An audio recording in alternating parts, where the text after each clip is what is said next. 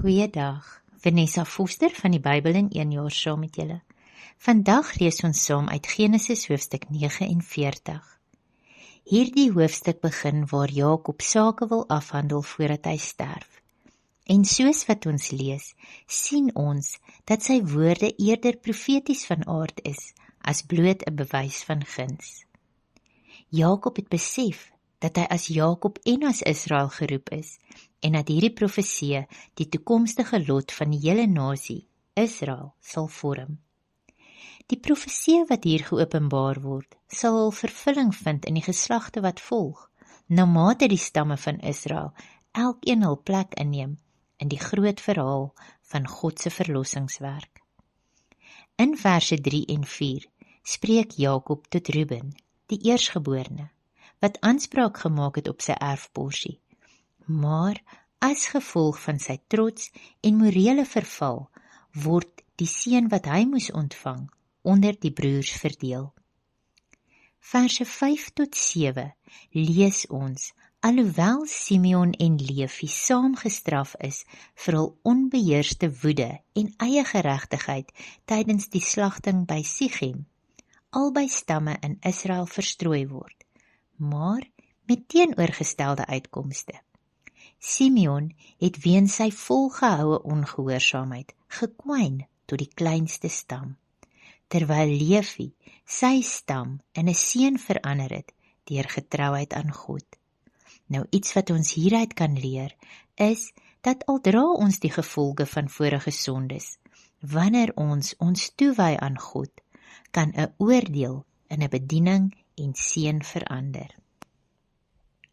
In verse 8 tot 12 lees ons van Judas se seun.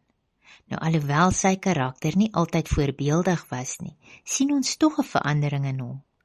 Op 'n kritiese oomblik het hy in die bres getree vir sy jongste broer Benjamin en homself as 'n plaasvervanger aangebied.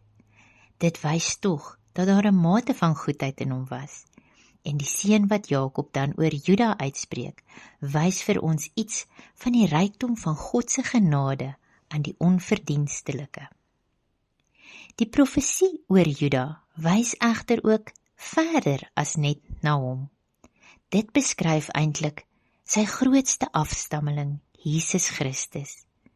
Jakob se woorde oor Juda het dus 'n dieper betekenis gehad en het vooruitgewys na die Messias, die koning wat uit die stam van Juda sou kom. Nou hierdie profesie oor leierskap het ongeveer 640 jaar geneem om gedeeltelik vervul te word, toe Dawid, die eerste groot koning uit Juda se koninklike lyn, begin regeer het. Maar die volle vervulling het eers sowat 1600 jaar later gekom met Jesus Christus, Shiloh, 'n naam wat beteken hy aan wie dit behoort, of hy wat die reg het om te regeer. Nou ons kan hieruit leer, wanneer daar 'n hartsverandering plaasvind, kan God ons met ons foute gebruik om sy plan in vervulling te laat kom. In vers 13 sien ons dat Jakob die geboorte volgorde oorgeslaan het. Sy fokus was op die seuns wat uit Lea gebore was. Nou, Sebulon se stam sou strategies geleë wees naby die see en sy stam word verbind aan seehandel en skeepsvaart. Ons lees dat Isaskar se stam soos 'n sterk donkie uitgebeel word, wat moontlik pligsgetrouheid en diensbaarheid beskryf, of koppigheid en weerstandigheid. Volgens Numeri 26 was hulle nogal 'n groot stam, maar ons sien dat hulle gemaklik geraak het en dat hulle bereid was om as slawe vir ander te werk, net solank hulle die gemak van vrede kon behou. Nou lees ons van die kinders wat Jakob by die 2 dienaars van Lea en Rachel gehad het. Nie dat hulle minder belangrik geag moet word in God se verlossingsplan nie, maar bloot om tyd te spaar, gee ek net kortliks 'n opsomming van die 4 seuns. Dan word beskryf as 'n loerende slang, moontlik 'n verwysing na militêre vaardighede. Gad, 'n stam van teenstrydigheid. Aser, Sy seun fokus op oorvloed en rykdom, en Naftali word geassosieer met onafhanklikheid en skoonheid. Jakob seën dan sy lieflingsvrou, Rachel se 2 seuns. Josef, verse 22 tot 26. 'n vrugbare tak by 'n fontein was 'n beskrywing van Josef se lewe en 'n persoonlike seën rakende sy nageslag, oorvloedig en voorspoedig. Josef se karakter het gespreek van sy verhouding met Abba Vader. En ten spyte van talle beproewinge en verdrukkinge, het hy standvastig gebly in geloof en integriteit, en die hand van God was op sy lewe.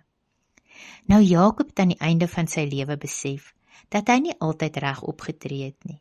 En nou, deur om God te beskryf as die magtige van Jakob, herder, steen van Israel, almagtige God, en erkenning as sy eie God, spreek van 'n diep, intieme herstelde verhouding met Abba Vader. Die seën wat hy oor Josef uitspreek, is een van totale oorvloed, van die hemel daarbo tot die diepstes onder. Die totale besef van God se seën op sy lewe het selfs die rykdom van die ewige gebergtes oortref, en hy dra nou hierdie magtige erfenis oor aan Josef.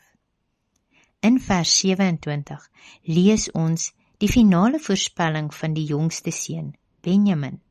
Sy volk word met 'n hongerwolf vergelyk en hulle sou bekend wees vir militêre prestasies.